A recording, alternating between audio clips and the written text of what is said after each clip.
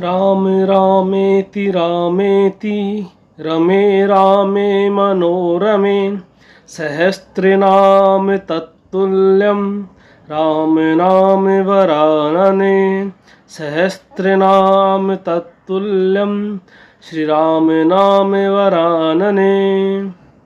जय श्री राम। आप सभी को हम 7 ग्रहों के कारक तत्व पढ़ चुके हैं। आज हम राहु और केतु के कारक तत्वों के बारे में पढ़ेंगे। ठीक है, तो चलिए पहले राहु का मंत्र से शुरू करते हैं। राहु के मंत्र से अर्धकायं महावीर्यं चंद्रादित्य विमर्दनम सिंहिका गर्भ संभूतं तं राहुं प्रणमाम्यहम्। अर्धकायं महावीर्यं चंद्रादित्य विमर्दनम सिंहिका गर्भ संभूतं तं राहुं प्रणमाम्यहम्। अर्धकायं महावीर्यं चंद्रादित्य विमर्दनम सिंहिका गर्भ संभूतं तं राहुं प्रणमाम्यहम्। चलिए अब राहु के कारक तत्व के बारे में बात करते हैं, उसके स्वभाव के बारे में बात करते हैं। ठीक है, सबसे पहले तो मैं आपको एक बात बता देता हूं कि जो हमारी वैदिक ज्योतिष है उसमें एक बात कही गई है, शनिवत राहु और कुजवत केतु। और ये मैं आपको पहली वीडियो में भी मैंने बताया था राशि वाली में कि जो राशि जो शब्द है वो कहाँ से आया है, राहु शिखी चक्र से आया है। राहु तो राहु है, शिखी केतु है, तो राहु से रा लिया गया और शिखी से शी लिया गया, तो राशि शब्द वहाँ से आया है। ठीक है, तो मैंने बताया था शनिवत राहु कुजवत केतु। राहु के अंदर जो चीज़ें हैं बहुत सारे गुण शनि के अंदर है। ठीक है, अब देखिए सबसे पहले मैंने इसमें लिखा है भौतिकवाद, महत्वाकांक्षा, इच्छाएं। ठीक है, ये सारी की सारी चीज़ें जुपिटर भी देता है, बृहस्पति ग्रह भी देता है, लेकिन उसमें और इसमें क्या डिफरेंस है, इन दोनों में ये डिफरेंस है कि राहु की जो ये प्रोसीजर है देने का वो तमोगुण है, अनकंट्रोल्ड है। जो राहु जब ये सारी चीज़ें देता है तो क्या करता है, व्यक्ति का अपने ऊपर कंट्रोल नहीं रहता। इच्छा ऐसी होगी वो पूरी ही नहीं होगी। पूरी नहीं होगी मतलब ये नहीं कि टारगेट कंप्लीट नहीं होगा, एक टारगेट कंप्लीट हो फिर दूसरा। आज 1 लाख कमाना है, कल 10 लाख कमाने हैं, 10 लाख कमाने थे फिर 100 लाख कमाने हैं, 1 करोड़ कमाने हैं। ठीक है, तो जो भी मेटेरियलिस्टिक जो भी डिजायर्स है उनके लिए राहु रिस्पॉन्सिबल है। और आज के टाइम पे वैसे देखा जाए ना तो राहु की पॉजिटिव एस्पेक्ट भी बहुत ज़्यादा है। ठीक है, शुक्र के साथ अगर राहु हो तो बहुत ज़्यादा पैसा दे सकता है। हालांकि और कॉम्बिनेशंस भी देखे जाएंगे, लेकिन शुक्र के साथ राहु हो तो बहुत ज़्यादा पैसा देता है। ठीक है, तो राहु किसको दिखाता है, मेटेरियलिस्टिक चीज़ों को दिखाता है। राहु के अंदर सडननेस है। ठीक है, राहु का क्या है, बिन पैंदी का लोटा है राहु, क्योंकि राहु का सिर्फ सिर है, जो भी खाएगा तो उसका पेट भर नहीं सकता कभी भी। ठीक है, एक छोटी सी कहानी मैं आपको सुनाता हूँ कि एक बार एक राज्य में एक सन्यासी बाबा आए, उनके पास एक भिक्षा पात्र था। तो उनका कहना था कि आज तक कोई उनको भिक्षा देने वाला नहीं मिला, ऐसा नहीं मिला कि जो उनको भिक्षा में तृप्त कर सके। तो ये बात वहाँ के राजा के पास गई, तो राजा ने कहा कि अरे महाराज ये क्या बात हुई, मेरे पास भगवान की दया से किसी चीज़ की कोई कमी नहीं है। पहले तो सोच रहा था कि मैं आपको कुछ सोने के सिक्के दूँ, लेकिन अब मेरा आदेश है, अब मेरा वचन है कि महाराज के इस पात्र को अमूल्य हीरे मोतियों से भर दिया जाए। राजा ये कह के चले, उनको लगा कि ठीक है इतना सा पात्र है, थोड़ी देर में भर जाएगा और महाराज चले जाएंगे। लेकिन भाई सुबह से दोपहर हो गई, आधा खजाना खाली हो गया। मंत्रीगण खजांची जो है उस भिक्षा पत्र के अंदर डालते जा रहे हीरे मोती, लेकिन वो भरने का नाम ही नहीं ले रहा। तो आके राजा ने महाराज के पैर पकड़े, साधु महात्मा के पैर पकड़े कि महाराज मुझे क्षमा करें, मैंने अहंकारवश आपको इतना सब कुछ बोल दिया, आप मुझे इस वचन से मुक्त कीजिए, अन्यथा मेरा राजकोष खाली हो जाएगा। और कृपया करके मुझे ये बताइए कि ये जो आपका पात्र है भर क्यों नहीं रहा है। तो उस महाराज ने कहा कि जो ये पात्र है ये आदमी की खोपड़ी से बना है, मतलब जो उसके अंदर मटेरियल यूज हुआ है ना, उसने ये रेफरेंस क्यों लिया? क्योंकि इंसानी जो दिमाग है, जो मन है, वो क्या है, कभी भरता ही नहीं है, ये उसका स्वभाव है। इसलिए आप देखिए, अगर कोई एक महीने के 10,000 रुपये कमा रहा है तो उसको 1 लाख कमाने हैं, जो 1 लाख कमा रहा है उसको 10 लाख कमाने हैं, जिसको 10 लाख कमा रहा है 1 करोड़ कमाने। हजारों करोड़ पर मंथ कमाने वाला भी शांत नहीं है। इसीलिए जो महात्मा बुद्ध है, गौतम बुद्ध है, इतना बड़ा राज्य होने के बाद भी छोड़ के चले गए, और जब ज्ञान प्राप्त हुआ तो वापस उस महल में नहीं आए। अगर उसमें कुछ सार होता तो फिर तो वापस चले जाना चाहिए था कि चलो ठीक है, भूलवश संन्यास ले लिया था, ठीक है, पागलपन में संन्यास ले लिया, लेकिन बाद में जाना चाहिए था। तो बुद्ध ने भी यही सीखा कि जो ये मन है ये कभी नहीं भरता, ठीक है। तो ये स्वभाव क्या है, ये राहु का इन्फ्लुएंस है, ठीक है। ये व्याख्या कहीं लिखी नहीं हुई है, लेकिन मेरा मानना ऐसे, क्योंकि ग्रंथों में ये तो स्पष्ट तौर पे लिखा हुआ कि इच्छा जो होती है ना, वही मनुष्य के जन्म का कारण है। अगर आप इच्छा रहित हो जाओगे तो आपका जन्म नहीं होगा। जिसको मोक्ष बोलते हैं, जिसको निर्वाण बोलते हैं, जिसको कैवल्य बोलते हैं, ठीक है, मुक्ति जिसको बोला जाता है, परम पद जिसको बोला जाता है, वो क्या होती है, इच्छा रहित होने से। इसीलिए एक बात कही जाती है स्पिरिचुअलिटी में, जो भक्त है वो भगवान को क्या बोलता है, राजी है हम उसमें जिसमें तेरी रजा है, ठीक है। तो राहु इच्छा का कारण है। अब भौतिक संसार में बहुत जरूरी भी है ये, ठीक है। कुछ भी काम करने से पहले जब आपके मन में इच्छा होती है, आपके इच्छा हुई रोटी खानी है, तब आप जाके बनाने लगोगे उसको, ठीक है। इच्छा ही नहीं हुई तब खाओगे नहीं। और जितने भी सर्वाइवल के लिए इम्पोर्टेंट टास्क हैं वो भगवान ने हमारे पर छोड़ा ही नहीं।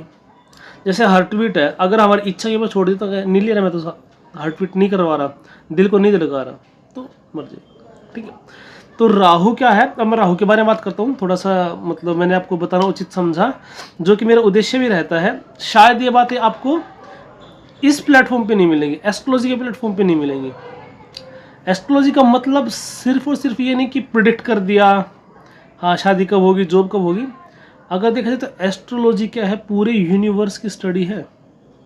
और हमारे ग्रंथों में क्या गया है, यथा पिंडे सो ब्रह्मांडीय, मतलब जो इस ब्रह्मांड में है वो हमारे पिंड में, शरीर में भी है, ठीक है। तो अगर देखा जाए तो एस्ट्रोलॉजी भी डीप डाउन किसकी स्टडी है, स्पिरिचुअलिटी की स्टडी है, ठीक है। आगे जाके ये बातें गौण हो जाती है कि ठीक है, किसी की जॉब बता दी, किसी की शादी बता दी, किसी का बच्चा बता दी, कब होगा कब नहीं होगा, ठीक है। 12वीं राशि मीन राशि है, जो किसकी है, मोक्ष की राशि है। स्टार्टिंग होती है लगन से, मेष राशि से सृजन होता है उसमें, ठीक है, ठीक है, क्रिएशन होती है। सूर्य उच्च के होते हैं क्योंकि सूर्य भी क्रिएशन के कारण है, ठीक है। क्रिएशन राहु भी देता है, नई नई चीजें क्रिएट, क्योंकि इच्छा होगी ना, सन जो हो एनर्जी देगा उसके लिए, ठीक है। राहु इच्छा देगा तो स्टार्ट करेगा वो, ठीक है। तो चलिए अब कारकत्व में बात करते हैं कि भौतिकवाद, सांसारिक इच्छा और महत्वाकांक्षा, ठीक है, मैं कुछ कर जाऊं, ठीक है। राहु के इन्फ्लुएंस में आके इगोइस्टिक हो जाता है बंदा, और राहु का बहुत ज़्यादा नेगेटिव इम्पैक्ट पड़ता है तो बंदा जैसे रेपिस्ट, क्रिमिनल, टेररिस्ट, इसकी तरफ भी जाता है। क्योंकि उसकी इच्छा क्या है, एक टेररिस्ट का क्या है कि मैं अपने कम्युनिटी के लिए, पर्टिकुलर कम्युनिटी के लिए कुछ कर रहा हूँ, और वहाँ पे जाके मुझे फिर स्वर्ग मिलेगा, ऐसी ऐसी चीज़ें मिलेंगी। वहाँ पे महत्वाकांक्षा भी कि मैं इन सबसे बड़ा बन जाऊँगा, जो यहाँ पे लोग घूम रहे हैं बेवजह, जो भगवान की पूजा नहीं कर रहे हैं, जो भी मतलब उनका जो रहता है, ठीक है। उसके बाद देखिए विदेश या अपरंपरागत प्रभाव। अपरंपरागत मतलब जो कस्टम्स को नहीं मानने वाला, घर से दूर हो जाना, पॉजिटिव हो सकता है, नेगेटिव हो सकता है, जेल जाना, ठीक है। जेल जाके भी आदमी घर से दूर हो सकता है, या घर शिफ्ट कर सकता है, नौकरी चक्कर में शिफ्ट करना पड़ सकता है, ठीक है। या अपने क्या बोलते हैं इसको, मदरलैंड से दूर हो जाना, अपने देश से दूसरे देश में चले जाना। हालांकि आजकल ना विदेश में जाना बहुत अच्छी बात मानी जाती है, भाई विदेश जाने की योग कब बनेगा। पहले टाइम पे ऐसा नहीं था, जब एस्ट्रोलॉजी की रचना हुई थी तब विदेश जाना इतना अच्छा नहीं माना जाता था, क्योंकि पहले के टाइम पे क्या होता था, विदेश जाने का मतलब था सब कुछ अपना घर बार छोड़ के, सब कुछ करके, तब आपको बिल्कुल जीरो से लाइफ स्टार्ट करनी पड़ती थी। तो उस समय बहुत ज़्यादा मजबूरी में विदेश जाया जाता था। वो इक्का दुक्का लोग होते थे जो मतलब बहुत टैलेंटेड होते थे, उनकी अपनी विद्या के प्रचार प्रसार के लिए जाते थे। वरना क्या होता था कि गांव में कोई भुखमरी आई, कुछ ऐसा हो गया कि देश में अकाल पड़ गया, देश ऐसे राजा के हाथ में आ गया कि अब वो प्रजा को बहुत ज़्यादा सता रहा है, तो वो पलायन करते थे, ठीक है। यहाँ से एक चीज़ और है कि फॉरेन कल्चर को एक्सेप्ट कर लेना, मतलब जो हमारे कस्टम्स, हमारे ट्रेडिशंस है उससे अलग हट जाना, अपने रिलीजन से अलग चीज़ों को अडेप्ट कर लेना, ये भी राहु के प्रभाव में हो सकता है। और क्या हो सकता है कि अगर आपकी जन्म कुंडली में जुपिटर को अगर राहु इन्फ्लुएंस कर देता है तो आप फेक गुरुओं के चक्कर में पड़ सकते हो, जो आपको इतना भ्रमित कर दें कि वही आजकल चल रहा है ना मार्केट में कि मैं ही पूर्ण परमात्मा हूँ, ठीक है, मेरी ही पूजा करो और किसी की पूजा करने की ज़रूरत नहीं है। जबकि स्पष्ट तौर पे उनके जो भी गलत कांड है, ठीक है, गलत कर्म है, वो सामने आ जाते हैं, उनको सजा भी हो चुकी है, वो जेल में है, लेकिन फिर भी कोई लोग क्या सोचते हैं, नहीं वही सच में पूर्ण परमात्मा है भाई, उनको आज भी पूजा जाता है। तो उनकी जन्म कुंडली में गुरु के ऊपर राहु का इन्फ्लुएंस मिलता है, ठीक है। राहु क्या करता है, इल्यूजन क्रिएट करता है, तो उनको समझ ही नहीं आएगा। आप कहते हैं ना कि अरे ये जेल में पड़ा, तुम्हें समझ में नहीं आ रही क्या, उनको आएगा ही नहीं, ठीक है। और क्या है, जैसे मान लिया कि एक कम्युनिटी जिसमें इंटरकास्ट मैरिज अलाउड नहीं है, राहु का इन्फ्लुएंस कर लेगा, ठीक है। कई बार राहु लव मैरिज की तरफ भी अट्रैक्ट करता है, क्योंकि इंटरकास्ट मैरिज तभी करेगा ना जब लव मैरिज होगी, ऐसा तो नहीं कि पेरेंट्स जबरदस्ती करवा देंगे, ठीक है। राहु के अंदर एक सडननेस है, एकदम से सरप्राइज देगा, लेकिन नेगेटिव वाले, ठीक है, मोस्टली शॉकिंग सरप्राइज होंगे उसके लिए। तो एकदम से होता है राहु के अंदर चेंज, आज अर्श पे है कल फर्श पे, कल फर्श पे था आज अर्श पे, ऐसा भी हो जाता है। और राहु कॉम्बिनेशन हमेशा बुरा नहीं है, वो स्थिति देखी जाती है, लेकिन अकेला राहु बहुत खतरनाक है। राहु को कंट्रोल करने के लिए चाहिए, और राहु को कंट्रोल केतु ही कर सकता है, रियल मायने में केतु ही कर सकता है। राहु और केतु बिल्कुल अपोजिट है, ठीक है। राहु बढ़ाता है चीज़ों को, केतु काटता है, वो आगे केतु में मैं कवर करूंगा। तो जो सडन इवेंट होते हैं, ठीक है, सडन चेंज होते हैं, वो राहु के कारण होते हैं। तो राहु क्योंकि इच्छा ऐसी प्रकट कर देता है, और उस जिसके अंदर फिर आदमी सही गलत सब कुछ भूल जाता है। हालांकि जैसे मैंने बताया था ना रेपिस्ट टेररिस्ट इनका, तो मार्स का भी इन्फ्लुएंस देखा जाता है, क्योंकि मार्स क्या है, कैलकुलेटेड वो चीज़ें देता है, कैलकुलेशन देता है, रीजनिंग देता है, ठीक है। मान लिया बुध को और मार्स का साथ मिल गया, लेकिन वो एफ्लिक्टेड है, तो क्या कि बहुत ज़्यादा मैथमेटिक्स में स्ट्रॉन्ग बना देगा, लेकिन अगर एफ्लिक्शन में आ गया तो वो अपने उस कैलकुलेशंस को, उस दिमाग को नेगेटिव सेंस में यूज करेगा। अब एक टेररिस्ट जो है वो साइंटिस्ट भी तो हो सकता है, और होते ही हैं, वो क्या सिस्टम्स को हैक कर लेते हैं, ठीक है, बड़े बड़े कुछ कितनी सारी टेक्निकल चीज़ करते हैं कि बिना पुलिस के डिफेंस के हाथ लगे अपने कार्यों को अंजाम दे देते हैं। तो वहाँ पे इंटेलिजेंस तो बहुत ज़्यादा चाहिए। राहु ऑनलाइन चीज़ों को भी दिखाता है। अब देखिए ऑनलाइन चीज़ों को कहीं भी ज्योतिष के ग्रंथों में नहीं लिखा, लेकिन देश काल और पात्र, देश काल परिस्थिति के अनुसार हमें चीज़ें देखनी पड़ती है। तो ये एक्सपीरियंस से आया, मेरा एक्सपीरियंस नहीं है, जो अच्छे अच्छे एस्ट्रोलॉजर्स हैं उनका एक्सपीरियंस है, तो वो मैं आपको बता रहा हूँ। आगे चल के हम पढ़ेंगे भी कि कौन बंदा वर्क फ्रॉम होम करेगा, ऑनलाइन प्लेटफॉर्म से पैसा कमा सकता है, बैठे बैठे पैसा कमा सकता है, ठीक है। जैसे अब मान लिया मैं घर पे बैठ के वीडियो बना रहा हूँ, अगर मैं इससे पैसा अर्न कर रहा हूँ तो हो गया ना, ऑनलाइन कर रहा हूँ, ठीक है, घर पे बैठ के पैसा कमा रहा हूँ। अब देखिए ये मैं बता चुका हूँ, अचानक परिवर्तन, सरप्राइज बताया नेगेटिव होगा। उसका जुनून, मजबूरियाँ एंड व्यसन व्यवहार, कंपल्शन, एडिक्शन राहु देता है। देखिए कुछ चीज़ें होती है समाज में जो आम चाल चलन में होती है, जैसे स्मोक करना। अब अगर आप देखें तो स्मोक को इतना बड़ा व्यसन भी नहीं मानते, इतना बड़ा एडिक्शन नहीं मानते, बहुत सारे लोग करते हैं। जनरली अगर हम ट्रेंड में देखेंगे तो स्मोक से बचने वाले लोग कम, करने वाले ज़्यादा हैं, ठीक है, लेकिन उनकी एक लिमिट है। लेकिन हद से आगे गुजर जाना, क्योंकि राहु क्या है, कंट्रोल ही नहीं है राहु का, तो वो एडिक्शन, शराब ज़्यादा पिएगा, ड्रग्स ज़्यादा लेगा, ठीक है, वो क्या करेगा, राहु देगा। लेकिन जुनून भी राहु देगा, कुछ कर गुजरने की जो वो जुनून है ना, वो भी राहु देगा। ऐसा बोलते हैं कि पागल ही दुनिया बदल सकते हैं। जो आदमी बहुत ज़्यादा कैलकुलेटिव होगा ना, वो ज़्यादा चेंज नहीं लेके आ सकता। इतिहास वही रचता है जिसको लोग क्या बोलते हैं कि अरे ये तो पागल है, ये तो काम हो ही नहीं सकता, लेकिन वो जुनून उसको वहाँ तक भी लेके जाता है। तो पॉजिटिव मैनिफेस्ट होता है तो वो जुनून उसको कामयाबी की ऊंचाइयों तक लेके जाता है। नेगेटिव मैनिफेस्ट होता है, वहाँ भी वो अपने आप को कामयाब समझ सकता है कि मैं टॉप लेवल का टेररिस्ट हूँ, मैंने 1 लाख लोगों को मार दिया, लेकिन वो चीज़ें देखी जाएंगी फिर आगे। बौद्धिक खोज, शोध और नवाचार, इनोवेशन का कारक क्या है, राहु है। क्यों है इनोवेशन का कारक, इच्छा अगर प्रकट हुई है तो वो क्या बोलते हैं कि necessity is the mother of invention, necessity is the mother of invention पहले बोला जाता था। हालांकि आजकल क्या हो रहा है, पहले हम जरूरत क्रिएट करते हैं, उसके बाद रिसर्च करते हैं उसके ऊपर, उसके लिए चीज़ ढूंढ के लेके आते हैं, ठीक है। तो जब भी किसी के मन में इच्छा होगी कि ऐसा हो जाए वैसा हो जाए, तो वो क्या करेगा, उसके लिए तरीका निकालेगा, ठीक है, सोचता रहेगा, सोचता है क्या करूँ, कैसे करूँ, क्यों करूँ। तो वो जो उसकी थॉट प्रोसेस है फिर उसको इनोवेशन का वो करती है, इंटेलेक्चुअल बनाती है बहुत ज़्यादा। ठीक है, अब एक पॉइंट है आध्यात्मिक विकास, ज्ञानोदय और उच्च ज्ञान। ये आपको बिल्कुल अपोजिट लग रहा होगा राहु के नेचर से, लेकिन ऐसा नहीं है। अगर राहु की स्थिति सही है तभी व्यक्ति इन चीज़ों की तरफ जाएगा, अन्यथा वो मेटलिस्टिक वर्ल्ड में भटक जाएगा। इसलिए मैंने इस पॉइंट को यहाँ पे ऐड किया। राहु क्या है? इल्यूजन, डिल्यूजन है, भ्रम और उलझन, कंफ्यूजन है। ठीक है, राहु भ्रमाता ही बहुत है। अगर चंद्रमा के साथ राहु होता है तो उसके जो थॉट्स हैं वो आदमी, चंद्रमा मन का कारक है, राहु क्या है? इल्यूजन है, भ्रम है, तो वो थॉट्स के कारण अपना इतना भ्रम में पड़ जाता है, उसका मन दुखी रहता है। ठीक है, शनि का प्रभाव पड़ जाता है तो शनि और चंद्रमा और शनि को बोलते हैं विष योग बन जाता है, अगर उनका कुछ कंजक्शन हो जाता है तो वो विष योग बनने का मतलब क्या है? विष का मतलब जहर, और जहर क्या है? एक्चुअली जो भी चीज़ हमारे लिए हानिकारक है ना वो जहर है। ऐसा नहीं कि हमारे ऋषि मुनि ने जहर उसी को नहीं बोला जिससे हम डायरेक्टली मर जाएंगे। हम क्या बोलते हैं आजकल कि चीनी जहर है, तो इसका मतलब ये थोड़ी कि चीनी खाते मर जाएंगे, मतलब जो हमारे बॉडी को नुकसान पहुंचाएगा। हालांकि हमारे 5 शरीर होते हैं, मनोमय, प्राणमय, विज्ञान में। ठीक है, ये सारे आगे चलते हैं। वैसे तो 3 शरीर होते हैं, स्थूल, सूक्ष्म, कारण शरीर। तो मतलब दैहिक, दैविक, भौतिक, किसी प्रकार जो दुख देती है चीज़ें वो जहर ही है हमारे लिए। चाहे कोई विचार हो गया, इसी से सत्संगति क्यों मिल जाती है कि वहाँ पे आपको अच्छे विचार मिलते हैं, वहाँ पे आपको अच्छा खाना मिले ना मिले, ठीक है, लेकिन अच्छे विचार मिलते हैं जो हमारी बॉडी के लिए भी ठीक है, हमारी सोल के लिए भी ठीक है, मन के लिए भी ठीक है। तो राहु क्या धोखा है? तो चंद्रमा और राहु का हो जाता है, साथ कंजक्शन हो जाती है तो मन को भ्रमित कर देता है बहुत ज़्यादा।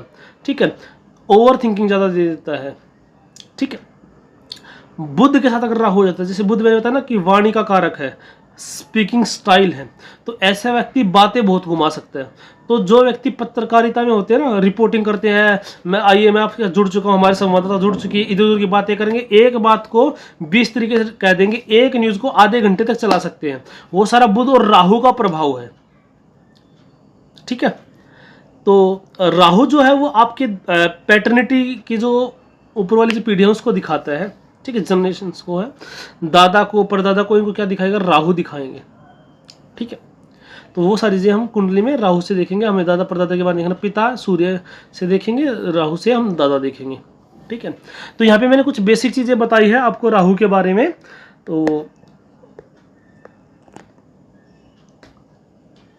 आगे हम अभी केतु के बारे में पढ़ेंगे। वैसे एक चीज़ और बताता हूँ मैं, राहु जिस राशि में बैठता है, ठीक है, उसका राशि स्वामी, और केतु जिस राशि में, क्योंकि एक दूसरे के अपोजिट होते हैं बिल्कुल 180 डिग्री पे, इधर राहु है, इधर राहु, इधर केतु, ऐसे बैठेंगे। ठीक है, किसी भी उसमें बैठे तो एक दूसरे सप्तम में बैठते हैं, हमेशा रेट्रो रहते हैं। तो राहु जिस राशि में बैठता उसका राशि, राहु का राशि स्वामी और केतु का राशि स्वामी अगर कुंडली में कहीं भी एक जगह पे बैठ जाए तो ये एक अच्छा धन योग बनाते हैं। क्योंकि क्या कि राहु और केतु जब दोनों की एनर्जी साथ में चलेगी तो कंट्रोल रहेगा, एक बैलेंस रहेगा। और बुध ने क्या कहा? मध्यम मार्ग, मतलब बैलेंस्ड। ठीक है, बुध ने क्या बोला है कि बुध ने भी क्या किया था? बहुत ज़्यादा खाना पीना छोड़ दिया था, बहुत ज़्यादा अपने शरीर से संघर्ष कर रहे थे। तो उनको ज्ञान क्या मिला था कि बुध, वीणा के तार को इतना भी मत खींचो कि वो टूट जाए, ठीक है, और इतना ढीला भी मत छोड़ो कि उससे स्वर ही ना निकले। तो जो राहु और केतु का जो डिस्पोजिटर है, जो राशि स्वामी है, वो जब साथ में बैठते हैं तो एक गाइडेड डायरेक्शन मिल जाती है इसको, मेटेरियलिस्टिक वर्ल्ड में भी और स्पिरिचुअल वर्ल्ड में भी। तो एक बहुत अच्छा धन योग है। और जिसका माइंड कंट्रोल है ना वो कुछ भी कर सकता है। जिसने मन को जीत लिया है, देवता भी उसे नहीं हरा सकते। ठीक है, चलिए अब हम केतु के बारे में पढ़ते हैं। केतु के मंत्र से हम शुरू करेंगे। पलाश पुष्प संकाशम तारकाग्रह मस्तकम रौद्रम रौद्रात्मकं घोरम तम केतु प्रणमाम्यहम्। पलाश पुष्प संकाशम तारकाग्रह मस्तकम रौद्रम रौद्रात्मकं घोरम तम केतु प्रणमाम्यहम्। चलिए केतु के बारे में करते। मैंने अभी बताया था आपको कि शनिवत राहु, कुजवत केतु। ठीक है, तो केतु के अंदर क्या मंगल का प्रभाव रहता है, और मंगल क्या है? चोट का, एक्सीडेंट का, इनका सबका कारक है। तो केतु के अंदर वो चीजें आती है, और मंगल और केतु मिल जाते हैं तो सर्जरी का योग बन जाता है। ठीक है, कट लगाने का। राहु क्या है? एक्सपेंशन है, तो केतु क्या? कॉन्ट्रैक्शन है, डिटैचमेंट है। ठीक है, राहु क्या करता है? मेटलिस्टिक चीजों से जोड़ता है, तो केतु क्या करता है? अलगाव करता है, उसको अलग करता है। अब अलग करने का मतलब ये नहीं कि किसी के सप्तम घर में केतु होगा तो पत्नी से अलग कर देगा, नहीं। इट कैन बी, ये ऐसा हो सकता है लेकिन जरूरी नहीं है। अलगाव का मतलब क्या होता है बेसिकली, और ये आप अभी मेरे बोलने के बाद आप एक्सपीरियंस भी करेंगे। वैसे तो बहुत लोगों की लाइफ में चीज होती है, जब तक कोई चीज आपके सामने नहीं रहेगी ना तो आपको उसको पाने की इच्छा रहेगी, ठीक है। अरे ये चीज़ मेरे पास नहीं है। जैसे बाइक, किसी को बहुत करेज था कि बुलेट लेनी है, बुलेट खरीदनी है, बुलेट खरीदनी है। जब बुलेट आ गई उसके पास, उसने देख लिया अरे बुलेट आ गई, अब उसको कोई खास लगाव रह नहीं गया उससे। पहले क्या सोचता था कि जब बुलेट आएगी तो सोऊंगा भी बुलेट पे ही, खाऊंगा भी बुलेट पे ही, नहाऊंगा भी बुलेट पे ही। लेकिन जब बुलेट आ गई एक दो दिन में, अरे ठीक है आ गई ना, बात खत्म। तो ये केतु डिटैचमेंट देता है। अब देखिए दोनों ही जरूरी है, ऐसे इसमें अच्छा बुरा कुछ नहीं है, अपने अपनी जगह सारी चीजें ठीक है। वैसे जैसे रजोगुण तमोगुण सतोगुण है, तमोगुण देखने से तो बुरा है भाई, अच्छा बुरा हर एक चीज इंपॉर्टेंट है, सब चीजों का अपना महत्व है। तमोगुण नहीं होगा तो आपको नींद नहीं आएगी, और नींद ना आने का देखना आज कितने लोग दुखी है, परेशान है, ठीक है। तो केतु का भी जरूरी, इनका बैलेंस जरूरी है। अधिकता हर चीज की बुरी होती है, तो बैलेंस इनका होना जरूरी है। अब देखिए इसमें क्या है, सबसे पहले मैं बताता हूँ आध्यात्मिकता, आध्यात्मिक विकास, ज्ञानोदय, आत्म साक्षात्कार, सेल्फ रियलाइजेशन, ये सारे क्या स्पिरिचुअलिटी से रिलेटेड है। तो जब बंदे का, व्यक्ति का डिटैचमेंट किससे हो जाएगा, मेटलिस्टिक चीजों से हो जाएगा, तो वो अध्यात्म की तरफ जाएगा, तभी वो आत्म साक्षात्कार में सोचेगा। राहु के इन्फ्लुएंस वाला व्यक्ति क्या करेगा, पैसा कमा लूं, पद कमा लूं, ये कर लूं, वो कर लूं। केतु डोमिनेटिंग पर्सन क्या सोचेगा, अरे जन्म जन्मांतर से ही तो करते आए हैं, जिसने पैसा कमा लिया वो कौन सा खुश है। मैं ये सोचता हूँ कि मैं कहाँ से आया हूँ, मैं कौन हूँ, इस टाइप के जो क्वेश्चन है वो उसके अंदर, केतु के अंदर उठते हैं। केतु इंट्यूशन बहुत अच्छा देता है, ठीक है।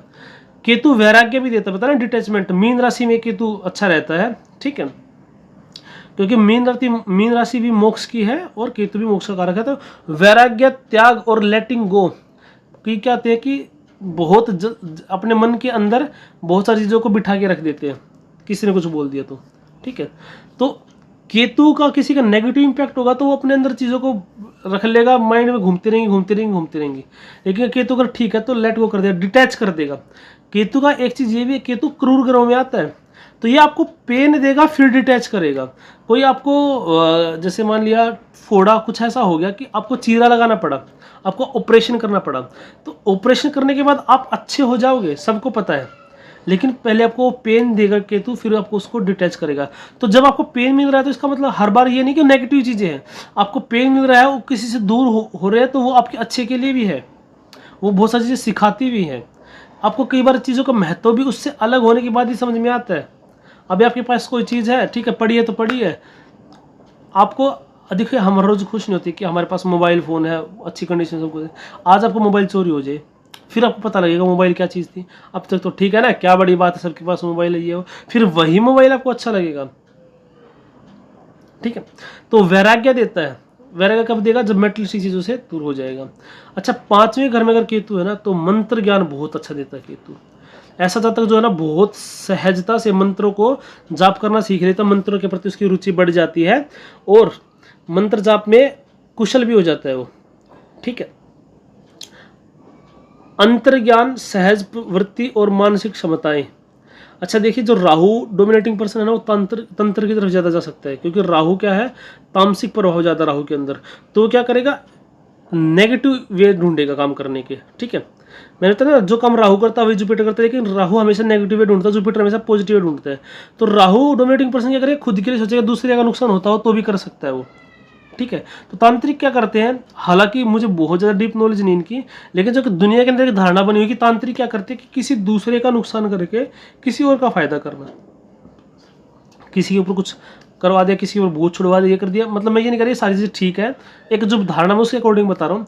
तो ऐसी साधना में इन्वॉल्व हो सकता है राहु वाला, जैसे किसी के अंदर मंगल और राहु है। मंगल क्या देता है, करेज देता है, राहु क्या कहता है, इच्छा करता है और उस चीज को और बढ़ाएगा, उस करेज को ही बढ़ा देगा। और अगर उसका कुछ योग ऐसा बन गया कि वो तंत्र साधना में मान लिया अष्टम घर से संबंध बन जाए, तंत्र मंत्र में चला जाए, तो ऐसा व्यक्ति शमशान साधना, हठ योगी ऐसा हो सकता है, ठीक है। ऑन द अदर हैंड जो केतु है, केतु सात्विक चीजों के लिए ज्यादा मतलब प्रेफर करता है। तो अंतर्ज्ञान, सहज वृत्ति और मानसिक क्षमताएं, साइकिक एबिलिटीज, इंट्यूशन देता है, ठीक है। किसी को सपने में भविष्य दिख जाता है, किसी को होता है ना कि पहले से ही आभास हो जाता है कि चीज़ें क्या होंगी, तो इंट्यूशन, ये इंट्यूशन होता है। कई बार क्या होता है कि कोई क्वेश्चन आए, अरे मेरा मन ये कह रहा है कि इसका आंसर ये होगा। कई लोग जैसे तुक्का लगाने बहुत अच्छे होते हैं ना, कि मान लो 20 क्वेश्चन दिए उनको, उनमें से तुक्का लगा दिया, उन्होंने 20 में से 15 ठीक कर दिए, जबकि उस कॉन्सेप्ट के बारे में उसको बिल्कुल कुछ नहीं पता था। ठीक है, पास्ट लाइफ एक्सपीरियंस, ठीक है, कर्म और आध्यात्मिक बोझ। पास्ट लाइफ के जो एक्सपीरियंस है वो केतु से देखे जाते हैं। ठीक है, पास्ट लाइफ के कर्म क्या है वो भी उससे केतु से देखे जाएंगे। और स्पिरिचुअल बैगेज, मतलब दोनों पॉजिटिव नेगेटिव दोनों हो सकता है ये। ठीक है, केतु आपकी पास्ट लाइफ की जर्नी में स्पिरिचुअलिटी को भी दिखाता है कि आपने स्पिरिचुअलिटी में कितनी कमाई की है। गीता में भगवान श्री कृष्ण से अर्जुन ने पूछा कि हे केशव, आप एक बात बताइए कि अगर कोई साधना करते करते मर जाएगा तो क्या अगले जन्म में उसको जीरो से शुरुआत करनी पड़ेगी। तो भगवान कृष्ण ने कहा था कि मेरे भक्त का कभी नाश नहीं होता। तो आप देखोगे, अरे भगवान कृष्ण का अनन्य भक्त है, चलते चलते रास्ते में एक्सीडेंट हो गया, मर गया, हो गया नाश। अरे भगवान कृष्ण को मानता था, पूरे घर में आग लगी, सब कुछ खत्म हो गया। भौतिक नाश नहीं, उसका आध्यात्मिक नाश नहीं होता। जितना भजन उसने इस जन्म में किया है, अगले वहां से कंटिन्यू करेगा, फिर उसको ऐसी परिस्थिति, ऐसे परिवेश में उसको जन्म मिलेगा जहां से अपनी वो आध्यात्मिक जर्नी रिस्टार्ट कर सकता है। ठीक, तो बैगेज का मतलब क्या है, अब वो वहां से क्या लेके आया है, रफ कॉन्सेप्ट लेके आया है, खराब को। मैं बताता ना कि राहु का इन्फ्लुएंस होगा तो फेक गुरु के चक्कर में पड़ जाएगा। अब ऐसे ऐसे गुरु भी हैं, इस समोसे साथ इस चटनी खाओ, ये होगा वो होगा, फलाना नहीं होगा। ये बातें कहीं शास्त्र सम्मत नहीं है। ठीक है, कहीं भी इन चीज़ों का वो नहीं है, लेकिन वो मान सकते हैं। मैंने बताया ना भी कि जेल में पड़े हैं लेकिन फिर भी नहीं, वही सच्चे परमात्मा है, ये है वो है, तो उनके जो द्वारा बताइए वो चीज़ें भी उनके साथ कैरी ऑन होंगी। संस्कार हमेशा कैरी ऑन होता है। अगर कोई आज इस जन्म में फेक रास्ते पे चलेगा तो वही संस्कार उसको अगले जन्म में, आप ये मान सकते हैं हैबिट। एक व्यक्ति हर रोज सुबह 5 बजे उठता है, उसने 2-3 साल से उठ रहा है, तो क्या होगा, चौथे साल में फिर वो 5 बजे उठने की टेंडेंसी बहुत स्ट्रॉन्ग होगी। या आप इसी से अंदाजा लगा लीजिए, कोई स्मोक करता है या कोई ड्रिंक करता है, शराब पीता है, अब 4-5 साल से लगातार पी रहा है, तो क्या लगता है आपको, छठे साल में वो एकदम से छूटेगी, उसकी छूट सकती है, लेकिन बहुत ज़्यादा टेंडेंसी क्या है, वो इसको कंटिन्यू करेगा। तो इसीलिए जो हमारी जो वृत्तियाँ है, जो वासना है, वो भी क्या है, पुराने जन्मों के संस्कार के स्वरूप है। इसीलिए क्या बोला जाता है, हम एस्ट्रोलॉजी क्यों पढ़ रहे हैं, हमें नौकरी मिलेगी नहीं मिलेगी, पास्ट लाइफ कर्म पे डिपेंड करती है, कुछ अब के कर्म है। ऐसा नहीं कि बिल्कुल अब का नहीं है, लेकिन जो भाग्य है वो पिछले जन्म का है। लेकिन अब जो कर्म करेंगे वही आगे जाके भविष्य का निर्माण करेंगे। जो कल है, आने वाला जो कल है, वो आज से निकलेगा। और हम क्या सोचते हैं कि आज कर लेते कल जिएंगे। कल भी हमने यही सोचा था, येस्टरडे भी हमने सोचा था कि टुमारो जिएंगे। आज हम क्या सोचते हैं कि टुमारो जिएंगे, और इस कल में पूरी जिंदगी निकल जाती है। बच्चा सोचता है जवान होके मजा आएगा, जवान सोचता है बूढ़ा होके मजा आएगा, बूढ़ा सोचता है अगले जन्म में स्वर्ग में पता नहीं क्या क्या मिलेगा। ठीक है, तो अब देखिए अध्यात्म के बारे में। एकांत, अलगाव और वापसी। एकांत देता है भाई, क्यों, जो अध्यात्म के मार्ग में चलेगा वो भी एकांत होगा। वैसे मेटलिस्टिक कारणों से भी एकांत दे सकता है कि उसका मन ही नहीं लग रहा किसी के साथ। ठीक है, केतु जो होता है वो डिटैचमेंट देता है, अलगाव देता है, चीज़ों को सिकोड़ता है। ठीक है, केतु जड़ है। ठीक है, केतु क्या है, जड़ है। तो रहस्यवाद, गूढ़ विद्या, गूढ़ ज्ञान, ये क्या देता है, केतु देता है कि उसके अंदर घुस के। ठीक है, और केतु का संबंध अगर 8वें घर से हो जाए तो और ज़्यादा चीज़ें स्ट्रॉन्ग होती है, वृश्चिक राशि से हो जाए। ये मैंने बताया कि रहस्य के लिए, रिसर्च के लिए, मतलब इस टाइप में। ठीक है, बुध और केतु अगर साथ में होगा तो क्या होता है, पेन जो होता है वो बुध को रिप्रेजेंट करता है, टिप जो होती है उसकी केतु को रिप्रेजेंट करता है। बुध केतु गागर में सागर भरने वाला। मैंने बताया था बुध वाणी का कारक है, इंटेलिजेंस का कारक है, तो वो अपनी बुद्धि का यूज करके, केतु उसके साथ में है तो गागर में सागर भरेगा। कुछ लोग आर्टिकल को समराइज करते हैं, है ना, या कई बार किसी को मेमोरेंडम मिल जाता है किसी अधिकारी से, इसका जवाब दो लिखित में ऑफिशियली, तो वो सोच रहा होता है, तो उस ऑफिस से कोई आता, अरे मैं बताता हूँ, देख इसको ऐसे कर ले, इसको वैसे कर ले। बुध केतु। ठीक है, तो केतु मैंने कहता ना गागर में सागर, कुछ कम शब्दों में ही ज्यादा कह देना। ठीक है, तो गूढ़ ज्ञान, गूढ़ विद्या केतु वाला कर लेगा। इंट्यूशन बहुत अच्छा देता है केतु। तो एकांत भी देता है। उसके बाद मुक्ति, स्वतंत्रता, पारलौकिकता। भाई ये मैंने बताया मोक्ष के लिए, मोक्ष का कारक है। ठीक है, क्या है ये, मोक्ष का कारक है। और मोक्ष कब होगी, जब इच्छाओं से रहित हो जाएंगे। तो कई बार लाइफ में ऐसे इवेंट भी करवाएगा केतु, कई बार लाइफ में ऐसे पेनफुल डिटैचमेंट होगा, लेकिन बाद में डिटैचमेंट से आपको फायदा भी होगा। जैसे मैंने बताया ना, शरीर में कोई बीमारी है तो उस बीमारी से आप निजात पाने के लिए आपको कट लगवाना पड़ेगा, सर्जरी करवानी पड़ेगी। ठीक है। मंगल शनि चोट देता है, तो मंगल केतु जो है वो ऊंचाई से गिरना, ठीक है। बुध केतु अगर साथ में है, ठीक है, तो आपके सामने आपका फ्रेंड ऊंचाई से गिरना। स्कूल टाइम में, क्योंकि बुध क्या है, स्कूल एजुकेशन को दिखाता है, तो स्कूल टाइम में आपके सामने कोई पड़ोसी जो है वो ऊंचाई से गिरना, ऐसी सारी चीज़ें केतु देता है। तो ये बिल्कुल मैंने बेसिक चीज़ें आपको बताई थी। बहुत सारी चीज़ें हैं जो हम कवर नहीं कर पाए अभी, जैसे कौन सा ग्रह किस मेटल को दिखाता है, जैसे शनिदेव के लिए लोहा होती है, ठीक है, सूर्यदेव के लिए तांबा होती है, ऐसे मतलब सबके लिए अलग अलग है। तो वो जैसे हमें ज़रूरत पड़ता जाएगा वैसे हम चीज़ें करते जाएंगे, ठीक है। तो उम्मीद करता हूँ आपको जो ये श्रृंखला ज्योतिष की है वो पसंद आ रही होगी। जो ज्योतिष रूपी ज्ञान गंगा बह रही है, इसमें मैं एक अलग से फिर से एक नया कलश लेकर आपके सामने उपस्थित होऊंगा। अगली वीडियो में मैं सोच रहा हूँ कि हर एक भाव के कारक तत्वों के बारे में बता दूं। हमारे पास 12 भाव हैं, उसमें हर एक ग्रह एक उसको कारक तत्व होल्ड करता है, ठीक है, वो परमानेंट है। उसके बारे में डिटेल्स क्या होंगी वो मैं आपको नेक्स्ट वीडियो में बताऊंगा, ठीक है। तो चलिए मिलते हैं नई वीडियो में, तब तक आप सबको जय श्री राम।